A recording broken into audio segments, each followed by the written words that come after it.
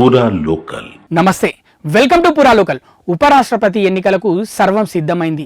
ఈ ఎన్నికల్లో పార్లమెంట్లోని లోక్సభ మరియు రాజ్యసభ సభ్యులు ఓటు వేస్తారు. ఎన్నికలో ప్రధానంగా ఇద్దరు అభ్యర్థులు పోటీలో ఉన్నారు.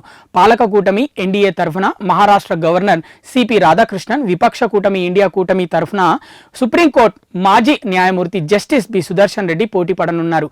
బీజేపీ తమ ఎంపీల కోసం 2 రోజుల వర్క్షాప్ను నిర్వహించింది. ఈ వర్క్షాప్లో ఓటు ఎలా వేయాలి, వారికి శిక్షణ ఇవ్వనున్నారు. ప్రధాని మోదీ కూడా ఈ వర్క్షాప్లో పాల్గొన్నారు. కాంగ్రెస్ పార్టీ కూడా తమ ఎంపీలకు మాక్ పోల్ నిర్వహించి ఓటింగ్ ప్రక్రియ గురించి వివరించనుంది. పార్లమెంట్లోని మొత్తం 781 మంది సభ్యులు ఈ ఎన్నికలో ఓటు వేస్తారు.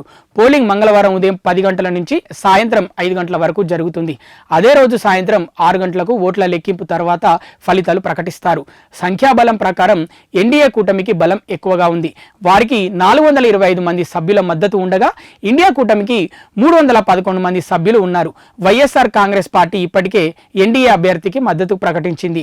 బీజేడీ, బీఆర్ఎస్ వంటి పార్టీలు ఎవరికి మద్దతు ఇస్తాయో ఇంకా స్పష్టం కాలేదు. ఈ ఎన్నిక రహస్య బ్యాలెట్ ద్వారా జరుగుతుంది కాబట్టి ఇరు కూటములు క్రాస్ ఓటింగ్ పై ఆశలు పెట్టుకున్నాయి. గతంలో ఓటు వేసేటప్పుడు కొందరు ఎంపీలు చేసిన పొరపాట్ల వల్ల ఓట్లు చెల్లనివిగా మారాయి. ఈసారి అలాంటి పొరపాట్లు జరగకుండా ఉండడానికి పార్టీలు తమ ఎంపీలకు ఓటు వేసే విధానంపై శిక్షణ ఇస్తున్నాయి. ఓటర్లు తమ ప్రాధాన్యతలను అక్షరాల ద్వారా కాకుండా అంకెల ద్వారా సూచించాలి మరియు ఎన్నికల కమిషన్ ఇచ్చిన ప్రత్యేక పెన్నుతోనే ఓటు వేయాలి.